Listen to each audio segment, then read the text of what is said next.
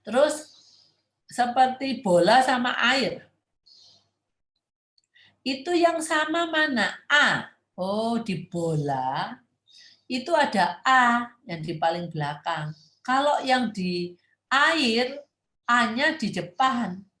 Nah, itu secara tidak langsung anak itu sudah mulai membedakan bentuk satu dan lainnya. Terus membedakan bunyi nama dari tiap alfabet. Tadi dia belajar O, sekarang belajar A. Kalau yang belajar yang seperti ini, nggak harus mulai dari A. Terserah mau mulai dari manapun oke. Tapi dia dalam A sampai Z, saya cuma ngerti yang namanya O. O itu pokoknya lingkaran loh. Ini O. Gitu ya. Nah, bisa dibayangkan, Bu. Itu yang mau diajarkan itu banyak sekali. Tapi ya, Ibu jangan sampai stres. Nikmati. Apabila anak belum bisa, ya ajarkan satu persatu. Kalau ibu mau cepat-cepat, percuma. Nantinya juga tidak akan ada hasilnya. Semua ambiar. Karena kita punya tahu piramida untuk belajar. Bawahnya basic ini harus kuat. Jadi kalau dia sudah kuat, dia tahu caranya mengenali O di mobil dan O di bola, dia nanti di tempat lain itu lebih gampang untuk mengenal huruf yang lain. Oke, sekarang dia mau mungkin bola dan air apa ya yang sama? Ini yang sama, ini dan ini. Itu bisa tak kasih tahu bola. Jadi ini A, ini huruf A. Air, ini huruf A. Sekarang mungkin coba kamu bisa tulis huruf A. Kalau enggak bisa nulis, coba kamu ambil huruf A. Mungkin masih ngerpek. Dia masih lihat bola sama air. Tapi lama-kelamaan, kalau kita minta dia untuk ambil huruf A, tempel huruf A, akhirnya yang namanya A itu dia pasti hafal. Oke? Sekarang nomor 8. Mengenal namanya secara tertulis. Kalau kita kemampuan yang ke-8, dia harus mengenal namanya secara tertulis. Nah, gimana caranya membuat anak kita mengenal namanya secara tertulis? Oke, sekarang Ibu ya kalau tadi itu kan ada yang keberapa itu? Bentar. Ada kemampuan menghafal angka, menghafal huruf. Di sini nggak usah dia bisa huruf A sampai Z, enggak. Yang penting dia bisa mengenal huruf-huruf namanya sendiri. Misalnya Sela harus bisa tahu huruf S, E, L, dan A namanya. Nama depannya dulu aja. Terus kita buatlah SELA. Dia harus kita ajar. Oke, kalau namanya Sela itu disusun. S dulu. Ayo ambil S. Dia mungkin enggak tahu S itu apa. S diambil untuk mengambil huruf S pertama. Habis itu huruf E. Habis huruf E, huruf L, huruf A. Semua itu mungkin dibantu. Full prompt. Habis itu gini, untuk membuat dia menyadari pertama huruf apa S, Anda mungkin Anda bisa tulis S, E, L, nah tinggal satu toh hurufnya. Nah itu A. Oke. Berarti kalau S, E, L, dia tinggal satu, dia pastilah bisa memberikan huruf A.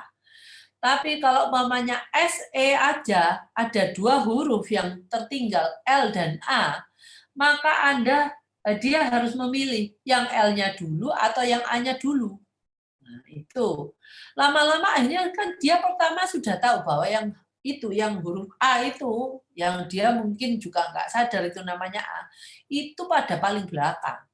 Nah, setelah 2 dari belakang kita ambil, wah, dia harus tahu bahwa, oh kalau yang A itu paling belakang, berarti L ini yang ketiga. Nah, terus kita bongkar lagi, kalau dia sudah tahu LA, kita bongkar ELA. Nah, akhirnya dia tahu, oh habis habis yang belakang kan A, ini S, L, habis itu E. Itu dari belakang ya Bu ya. Terus habis demikian juga dengan S. Kalau Ibu mau dari depan juga boleh. ELA. Yang depan apa? S. Ya udah tinggal satu S ya. Habis itu kita breakdown, kita ambil 2 huruf di depan, S sama E. Oh, S sama E pilihannya dia sudah tahu kalau yang pertama itu S. S dulu, habis itu E. Jadi dia pada waktu kita menambah huruf, kita harus make sure anak ini sudah tahu huruf S yang pertama itu huruf S. Karena ya memang cuma satu, tinggal satu hurufnya. Gitu ya. Nah, itu dengan memperkenalkan huruf namanya, nama depan, menyusun huruf-huruf namanya, ya. Akhirnya Anda akan bisa membuat ini. S sama A. Yang tengahnya apa? Oh ya, harus E dulu, L, baru A. Nah, itu jadi dibolak-balik itu ya. Akhirnya sampai dia bisa menyusun namanya sendiri, kita kasih 4 huruf, dia bisa menyusun satu persatu. Oke. Ada aktivitas-aktivitas lainnya yang bisa menunjang anak untuk bisa mengetahui huruf-huruf itu dengan cara men-tracing. Tracing huruf namanya, tetapi di atasnya ditulis dulu namanya. SELA. Nah, di bawahnya S, kita kasih titik-titik. Nah, dia men-tracing itu dengan mencontoh huruf di atasnya, oh modelnya seperti itu. Terus titiknya tambah lama, tambah dikit. Tapi masih ada contohnya ya. Jadi mungkin yang biasanya titiknya 10, kita sekarang kurangi 3.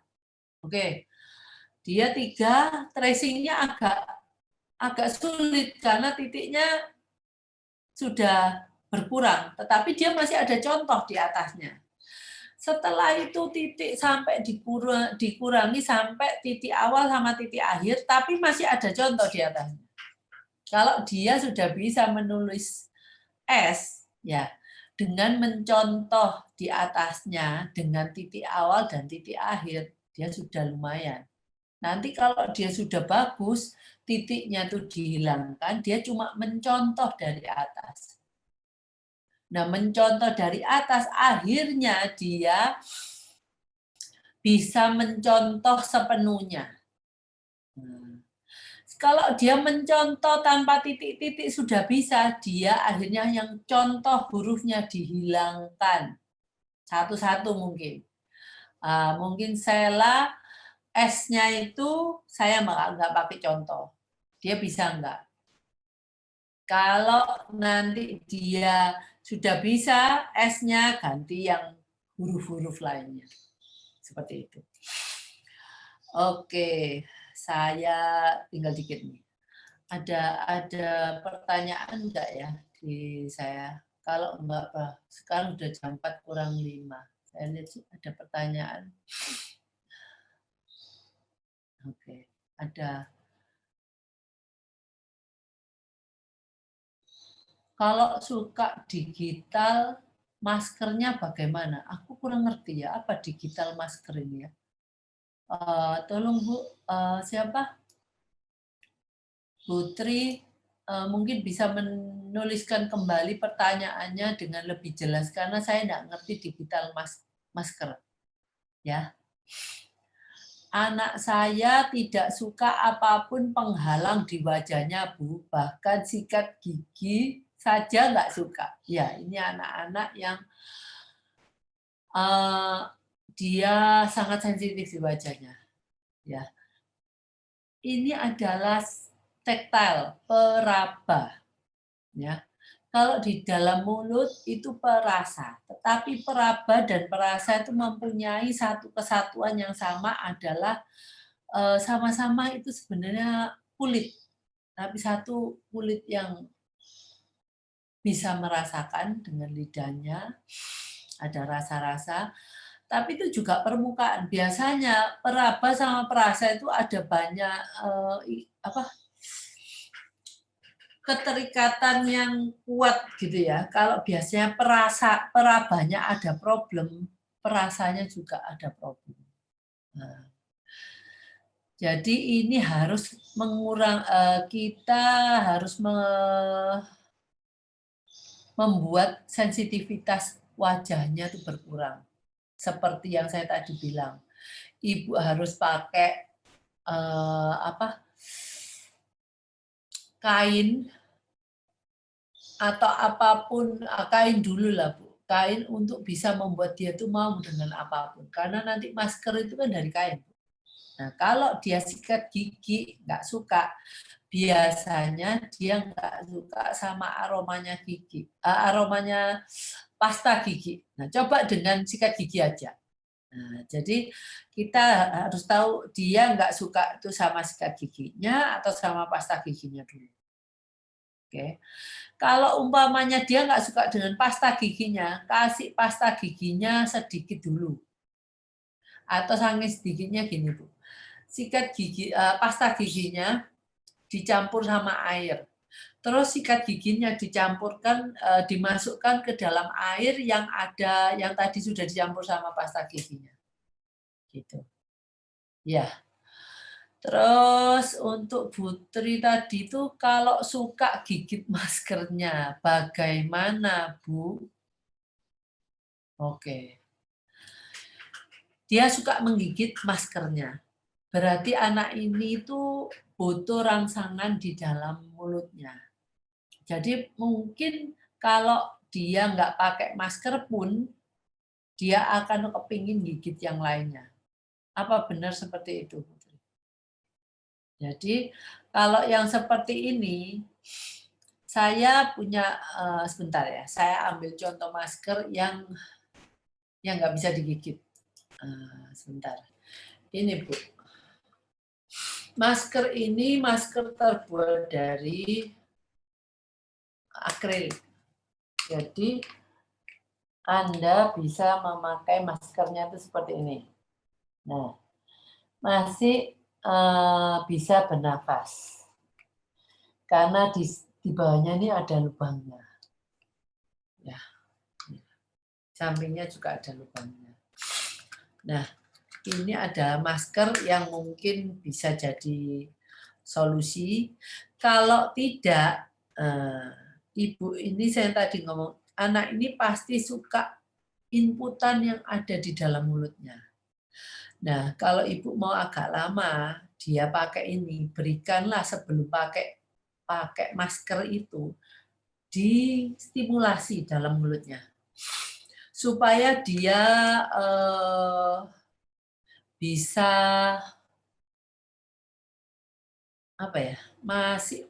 karena dia butuh stimulasi itu, Bu. Jadi kalau biasanya baru distimulasi, dia mungkin sudah cukup, nggak akan mencari stimulasi tambahan dengan menggigit-gigit maskernya. Nah, mungkin dia ini anaknya suka makanannya agak cenderung pedas, atau dia suka es, atau yang hangat-hangat. Jadi yang inputan sensorinya itu agak ekstrim gitu. Oke. Jadi Putri itu bisa nggak dibukain Amel? Amel ya. Meliana. Halo. Halo. Ya, mungkin Putri bisa dibukain supaya saya tahu. Iya, Bu. Halo, Gus. Iya. Apa benar tadi yang ya. Putri untuk anak ibu itu selain suka gigit masker, suka memasukkan barang ke mulutnya. Iya, Nah, itu. apa aja. Tangan juga dimakan sekarang. Ya, Kemut-kemut gitu. itu soalnya gini Bu, Ibu harus memang berikan rangsangan, stimulasi yang untuk dalam mulutnya. Jadi stimulasinya macam-macam Bu. Jadi dia sukanya masukin tangan ke dalam mulutnya. Nah, stimulasi dengan makanan juga. Makanan dari rasanya yang ekstrim atau bentuknya yang ekstrim atau ibu ambil sikat gigi baby itu yang dari ini ya, yang dari Silikon ya. nah itu kan bisa. Jadi dia tuh butuh rangsangan di dalam mulutnya.